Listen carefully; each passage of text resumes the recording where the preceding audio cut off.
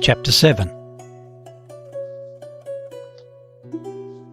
"Aye," said Ranfried, feeling with her hand the lukewarm brew in the vats. "Methinks 'tis cool enough now to mix in the balm." Kristin had been sitting in the brewhouse doorway spinning, while she waited for the brew to cool. She laid down the spindle on the threshold, unwrapped the rug from the pail of risen yeast, and began measuring out. "Shut the door first," bade her mother, "so the draught may not come in." "You seem to be walking in your sleep, Kristin," she said testily. Kristin poured the yeast into the vats while Ranfried stirred. "Gerhildrivsdatter called on Hut, but he was Odin, so he came and helped her with the brewing, and he craved for his wage that which was between the vat and her." 'Twas a saga that Lavrans had once told when she was little. That which was between the vat and her. Kristin felt dizzy and sick with the heat and the sweet, spicy-smelling steam that filled the dark, close-shut brewhouse. Out in the farm place, Ramborg and a band of children were dancing in a ring, singing. Kristin followed her mother through the little outer room where lay empty ale kegs and all kinds of brewing gear. A door led from it out to a strip of ground between the back wall of the brewhouse and the fence round the barley field. A herd of pigs jostled each other and bit and squealed as they fought over the lukewarm grains thrown out to them. Kristin shaded her eyes against the blinding midday sunlight. The mother looked at the pigs and said, "With less than 18 reindeer, we shall never win through."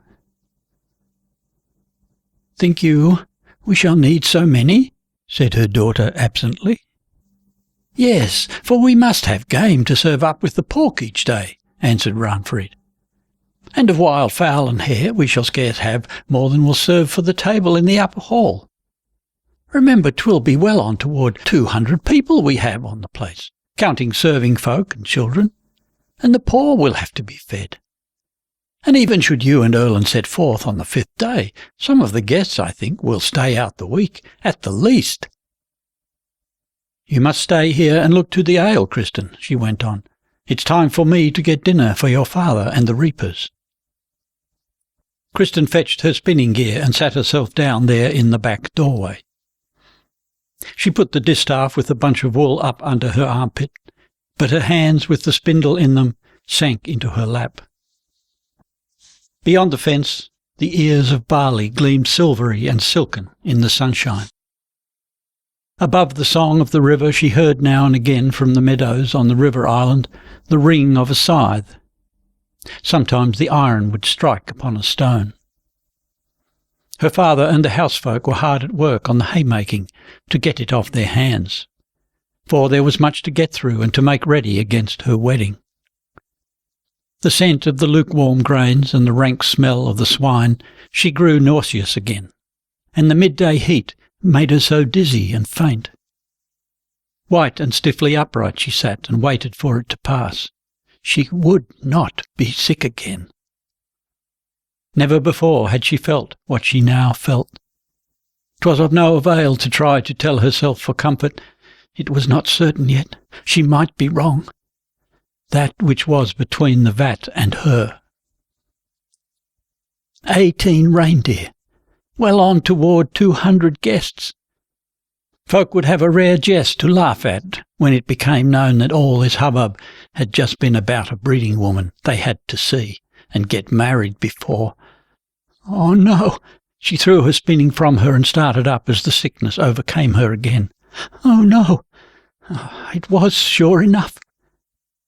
They were to be wedded the second day after Michaelmas, and the bridal was to last for 5 days. There were more than 2 months still to wait.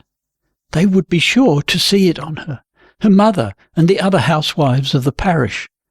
They were ever so wise in such things. Knew them months before Kristin could understand how they saw them. Poor thing, she grows so pale. Impatiently, Kristin rubbed her hands against her cheeks. She felt that they were white and bloodless. Before, she had so often thought, this must happen soon or late, and she had not feared it so terribly. But 'twould not have been the same then, when they could not, were forbidden to come together in lawful wise. It was counted, a shame in a manner, and a sin too. But if 'twere 2 young things who would not let themselves be forced apart, folk remembered that it was so and spoke of them with forbearance. She would not have been ashamed. But when such things happened between a betrothed pair, there was nothing for them but laughter and gross jesting. She saw it herself. One could not but laugh. Here was brewing and mixing of wine, slaughtering and baking and cooking for a wedding that should be noised far abroad in the land. And she, the bride, grew nauseous if she but smelt food, and crept in a cold sweat behind the outhouses to be sick. Erland. She set her teeth hard in anger. He should have spared her this, for she had not been willing. He should have remembered that before, when all had been so unsure for her, when she had had nothing to trust to but his love. She had ever gladly been his. He should have let her be, when she tried to deny him because she thought it wasn't well of them to take anything by stealth after her father had joined their hands together in the sight of Erland's kinsmen and hers. But he had taken her to him, half by force with laughter and caresses, so that she had had not strength enough to show him she was in earnest in her denial. She went in and saw to the beer in the vats, then came back again and stood leaning on the fence. The standing grain moved gently in shining ripples before a breath of wind. She could not remember any year when she had seen the cornfields bear such thick and abundant growth. The river glittered far off, and she heard her father's voice shouting. She could not catch the words, but she could hear the reapers on the island laughing. Should she go to her father and tell him? It would be best to let be all this weary bustle, and let Erland and her come together quietly without church wedding or splendid feasts, now that the one thing needful was that she should bear the name of wife, before it was plain to all men that she bore Erland's child under her heart already. He would be a laughing-stock. Erland too, as much as she, or even more, for he was no green boy any longer. But it was he who would have this wedding. He had set his heart on seeing her stand as his bride in silks and velvets and tall golden crown. That was his will, and it had been his will too, to possess her in those sweet, secret hours of last spring. She had yielded to him in that, and she must do his will too in this other thing. But in the end 'twas like he would be forced to see no one could have it both ways in such things. He had talked so much of the great Yuletide feast he would hold at Huseby, the first year she sat there as mistress of his house. How he would show forth to all his kinsmen and friends and all the folks from far round the fair wife he had won. Kristin smiled scornfully. A seemly thing 'twould be this Yuletide, such a home-coming feast. Her time would be at St. Gregory's Mass or thereabout. Thoughts seemed to swarm and jostle in her mind when she said to herself that at Gregory's Mass she was to bear a child. There was some fear among the thoughts. She remembered how her mother's cries had rung all round the farm place for 2 whole days, the time that Ulvild was born. At Ulfsvold 2 young wives had died in childbirth, one after the other, and Sigurd of Lopsgard's first wives too, and her own father's mother, whose name she bore. But fear was not uppermost in her mind. She had often thought, when after that first time she saw no sign that she was with child, maybe this was to be their punishment, hers and Erland's. She would always be barren. They would wait and wait in vain for what they had feared before, would hope as vainly as of old they had feared needlessly, till at last they would know that one day they should be borne forth from the home of his fathers and be as though they had never been. For his brother was a priest, and the children he had could inherit nothing from him. Dumpy Munin and his sons would come in and sit in their seats, and Erland would be blotted out from the line of his kindred for ever. She pressed her hand hard to her body.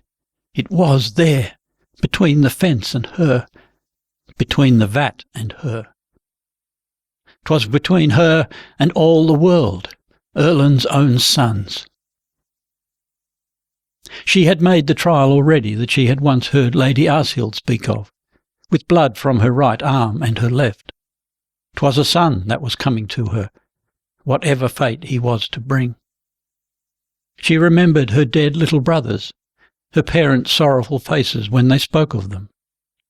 She remembered all the times she had seen them both in despair for Ulfhild's sake, and the night when Ulfhild died.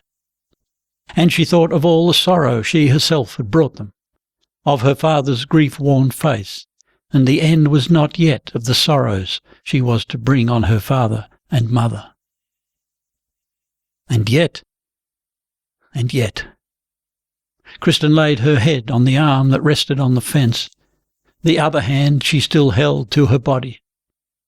Even if it brought her new sorrows, even if it led her feet down to death, she would rather die in bearing Erland a son than that they should both die one day and leave their houses standing empty and the corn on their lands should wave for strangers. She heard a footstep in the room behind her. "The ale," thought Kristin. "I should have seen to it long ago." She stood up and turned, and Erland came stooping through the doorway and stepped out into the sunlight, his face shining with gladness. "Is this where you are?" he asked. "And not a step will you come to me even?" he said, and came and threw his arms about her. "Dearest, are you come hither?" she said in wonder. It was plain he was just alighted from his horse. His cloak still hung from his shoulder and his sword at his side. He was unshaven, travel-soiled and covered with dust. He was clad in a red surcoat that hung in folds from its collar and was open up the sides almost to the armpits. As they passed through the brewhouse and across the courtyard, the coat swung and flapped about him so that his thighs showed right up to the waist.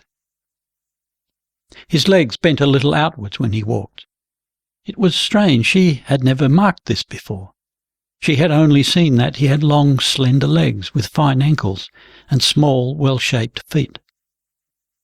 Erland had come well attended, with 5 men and 4 led horses. He told Ranfrid that he was come to fetch Kristin's goods. It would be more homely for her, he thought, to find the things awaiting her at Huseby when she came thither. And so late in the autumn as the wedding was to be, it might be harder then to have the goods brought across the hills. Besides, they might easily be spoiled by the sea-water on shipboard. Now the abbot of Nidarholm had proffered to give him leave to send them by the Laurentius Gallias. 'Twas meant she would sail from Vioi around Assumption Day. So he was come to have the goods carted over to Romsdal and down to Naas. He sat in the doorway of the kitchen-house, drinking ale and talking while Ranfrid and Kristin plucked the wild duck Lavrans had brought home the day before. Mother and daughter were alone on the place. All the women were busy raking in the meadows. He looked so glad and happy. He was pleased with himself for coming on such a wise and prudent errand. Ranfrid went out, and Kristin stayed minding the spit with the roasting birds. Through the open door She could catch a glimpse of Erland's men lying in the shadow on the other side of the courtyard, with the ale bowl circling among them. Erland himself sat on the threshold, chatting and laughing. The sun shone right down on his uncovered coal-black hair. She spied some white threads in it. He must be near 32 years old, she thought. But he bore himself like a mischievous boy. She knew she would not be able to tell him of her trouble, time enough when he saw it for himself. Laughing tenderness streamed through her heart over the hard little spot of anger at its core, like a glittering river flowing over stones. She loved him above all on earth. Her soul was filled with her love, though all the time she saw and remembered all those other things. How ill this gallant in the fine red surcoat, with silver spurs on his heel and belt adorned with gold, suited with the busy harvest time at Jorengard. She marked well, too, that her father came not up to the farm, though her mother had sent Ramborg down to the river to bear him word of the guest that was come. Erland stood beside her and passed his arm around her shoulders. "Can you believe it?" he said joyfully. "Is it not marvellous to you that all this toil and bustle is for our wedding?" Kristin gave him a kiss and thrust him aside, then turned to basting the birds and bade him stand out of the way. No, she would not say it. It was not until supper time that Lavrans came back to the farm, along with the other harvesters. He was clad much like his workmen in an undyed wadmal coat, cut off at the knees and loose breeches reaching to the ankles. He walked barefoot with his scythe over his shoulder. There was nothing in his dress to mark him off from the serving men, save the leathern shoulder-piece that made a perch for the hawk he bare on his left shoulder. He led Ramborg by the hand. He greeted his son-in-law heartily enough, begging him to forgive that he had not come before. 'Twas that they must push on with the farm work as hard as they could, for he himself had a journey to make to the market town between the hay and the corn harvests. But when Erland told the errand he had come on, as they sat on the supper board, Lavrans grew something out of humour. 'Twas impossible he could spare carts and horses for such work at this time. Erland answered that he had brought 4 pack horses with him, but Lavrans said that there would be 3 cartloads at the least. Besides, the maid must have her wearing apparel with her here, and the bed furniture that Kristin was to have with her they would need here too for the wedding, so many guests as they would have in the house. Well, said Erland, doubtless some way could be found to have the goods sent through in the autumn. But he had been glad and had thought it seemed a wise counsel when the abbot had proffered to have the goods brought in the church galleass. The abbot had reminded him of their kinship. They are all ready now to remember that, said Erland, smiling. His father-in-law's displeasure seemed not to trouble him in the least. But in the end it was agreed that Erland should be given the loan of a cart, and should take away a cartload of the things Kristin would need most when first she came to her new home. The day after they were busy with the packing.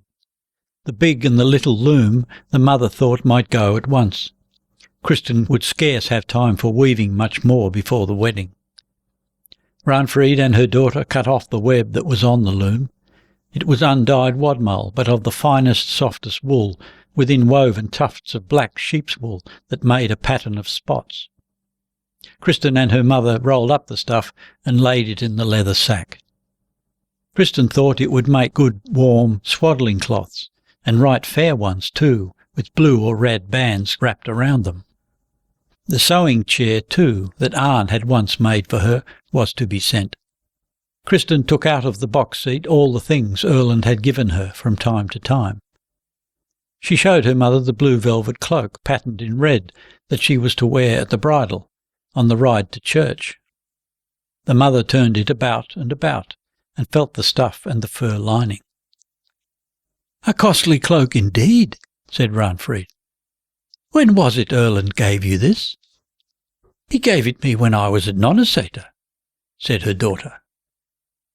Kristin's bride chest, that held all the goods her mother had gathered together and saved up for her since she was a little child, was emptied and packed anew. Its sides and cover were all carved in squares, with a leaping beast or a bird amidst leaves in each square. The wedding dress Ranfried laid away in one of her own chests. It was not quite ready yet, though they had sewed on it all winter. It was of scarlet silk, cut to sit very close to the body. Kristin thought 'twould be all too tight across the breast now. Toward evening the whole load stood ready, firmly bound under the wagon tilt. Erland was to set forth early the next morning. He stood with Kristin leaning over the courtyard gate, looking northward to where a blue-black storm cloud filled the dale. Thunder was rolling far off in the mountains, but southward the green fields and the river lay in yellow, burning sunshine. "Do you remember the storm, that day in the woods at Gerderud?" he asked softly, playing with her fingers. Kristin nodded and tried to smile. The air was so heavy and close, her head ached, and in every breath she took, her skin grew damp with sweat.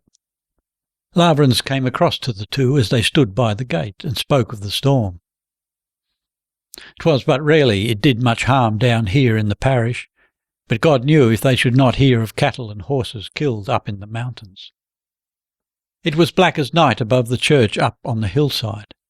A lightning flash showed them a troop of horses standing uneasily, huddled together on the greensward outside the church gate. Lavrans thought that they could scarce belong here in the parish. Rather they must be horses from Dovra that had been running loose up on the hills below Jetta. But yet he had a mind to go up and look at them, he shouted through a peal of thunder. There might be some of his among them. A fearful lightning flash tore the darkness above the church. The thunder crashed and bellowed so as to deafen them to all other sounds. The cluster of horses burst asunder, scattering over the hill slopes beneath the mountain ridge. All three of them crossed themselves. Then came another flash. It was as though the heavens split asunder right above them. A mighty snow-white flame swooped down upon them.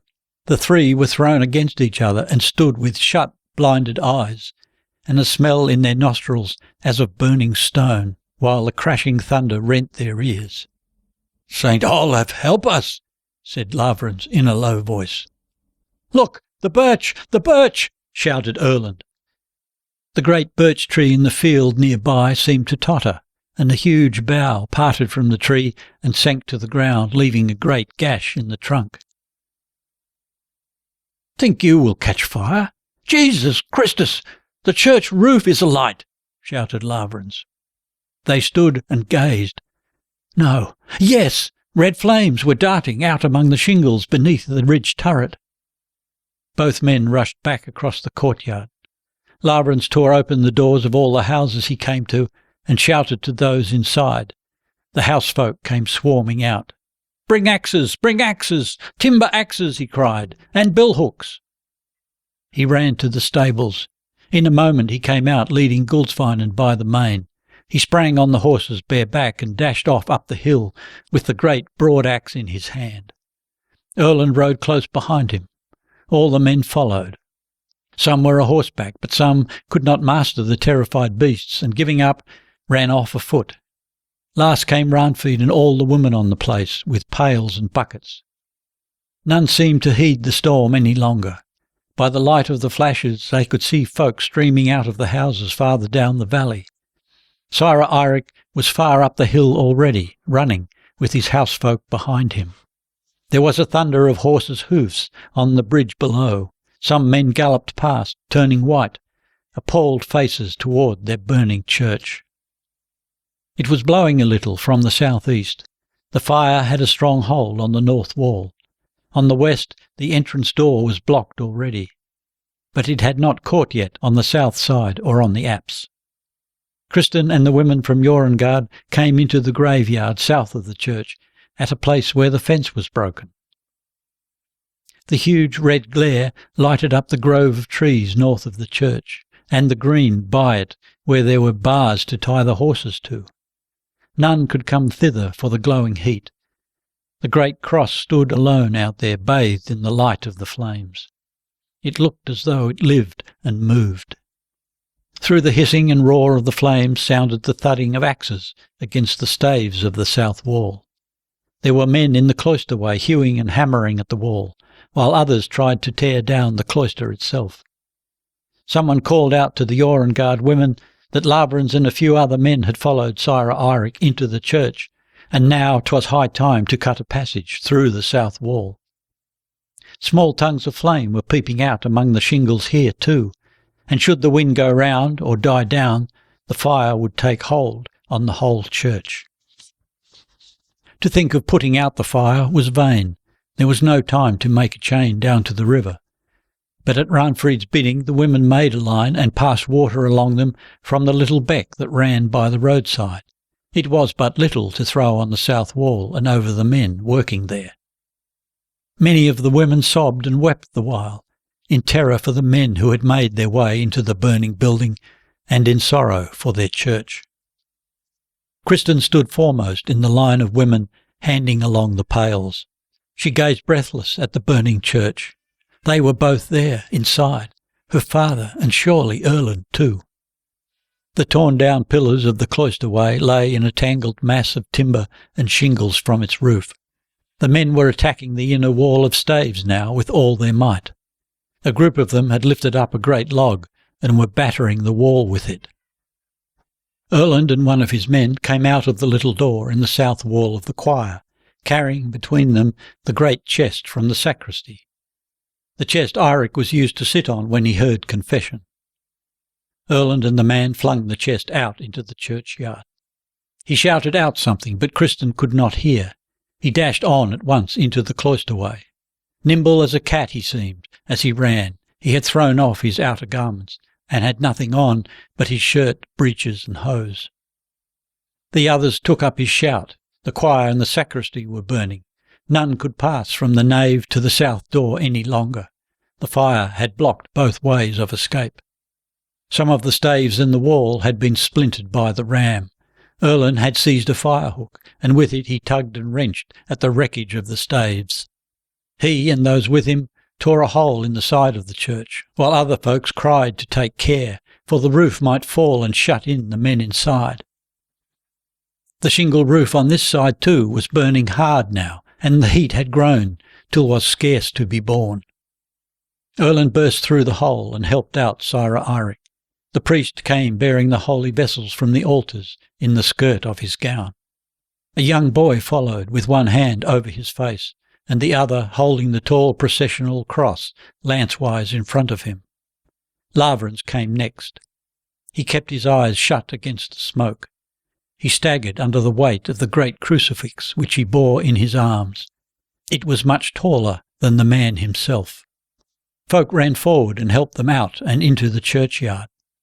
Sira Eirik stumbled and fell on his knees, and the altar vessels rolled out down the slope. The silver dove flew open, and the host fell out. The priest took it up, brushed the soil off it, and kissed it, sobbing aloud. He kissed the gilded head, too, that had stood on the altar with shreds of the nails and hair of St. Olaf in it. Lavrans Bjorgulfsson still stood holding up the holy rood. His arm lay along the arms of the cross. His head was bowed against the shoulder of the Christ figure. It seemed as though the Redeemer bent his fair, sorrowful face over the man to pity and to comfort. The roof on the north side of the church had begun to fall in by bits and pieces. A burning piece from a falling beam was hurled outwards and struck the great bell in the belfry by the churchyard gate. The bell gave out a deep, sobbing tone, which died in a long wail that was drowned in the roaring of the flames. None had paid heed to the weather all this time. The whole had lasted indeed no long time, but whether short or long, scarce any could have told. The thunder and lightning had passed now far down the dale. The rain that had begun some time back fell ever the more heavily, and the wind had died down. But of a sudden it was as though a sheet of flame shot up from the ground sill of the building. A moment, and with a mounting roar, the fire had swallowed up the church from end to end. The people scattered, rushing away to escape the devouring heat. Erland was at Kristin's side on the instant, dragging her away down the hill.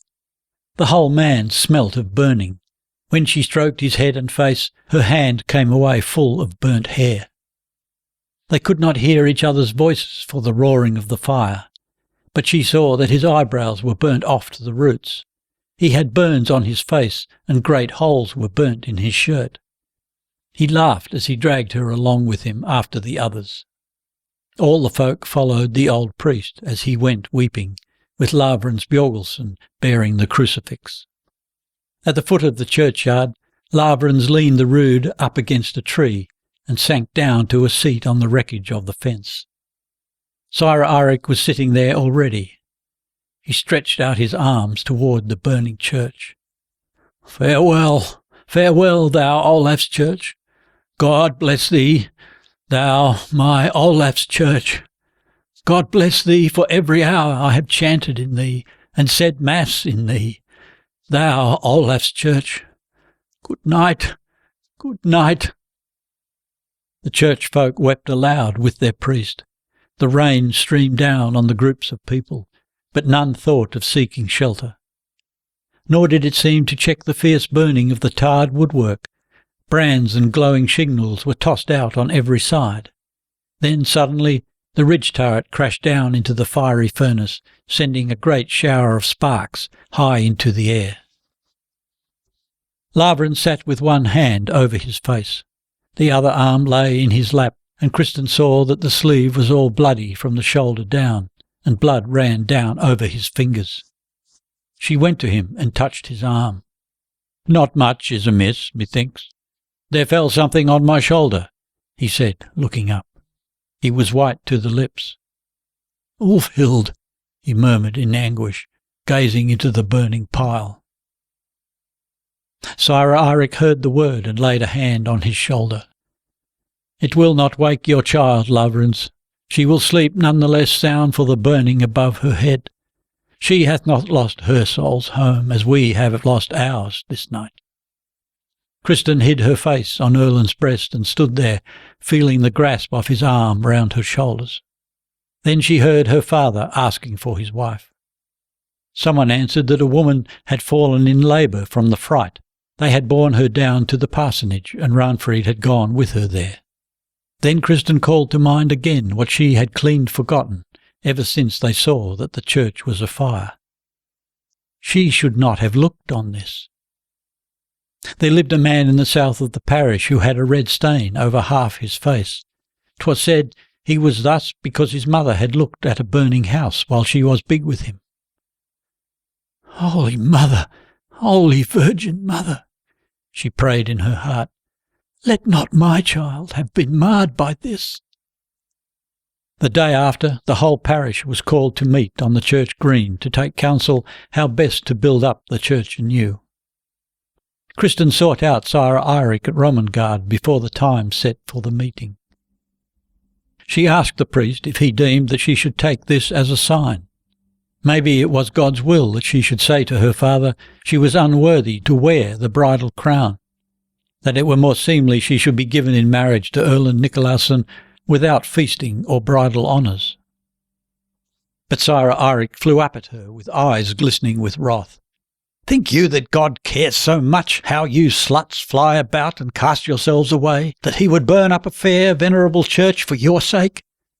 Forget about your sinful pride, and don't bring on your mother and Lavrans such sorrow as they would scarce survive. If you don't wear the crown with honour on your honourable day, that is the worst for you. But the more need have you and Erland of all the rights of the church when you are brought together. Each and all of us have sins to answer for, and this is why I think that this visitation has come on us all. See to it that you mend your life, and that you help to build up our church again, both you and Erland." It was in Kristin's mind that he didn't know everything, for she had not told him of this last thing that was come upon her, but she rested content and said no more. She went with the men to the meeting. Lavrans came with his arm in a sling, and Erland had many burns on his face. He was ill to look upon, but he laughed it off. None of the wounds were large, and he said he hoped they would not spoil his face too much when he came to be a bridegroom. He stood up after Lavransdatter and promised 4 marks of silver as an offering to the church, and for his betrothed, with Lavransdatter's assent, land worth 60 cows from her holdings in the parish. It was found needful for Erland to stay a week at Jorengard by reason of his burns. Kristin saw that it was as though Lavransdatter had come to like his son-in-law better since the night of the fire. The men seemed now to be good friends enough. She thought maybe her father might grow to like Erland Nicolaisen so well that he would not judge them too strictly, and would not take the matter so hardly as she had feared when the time came when he must know that they had transgressed against him.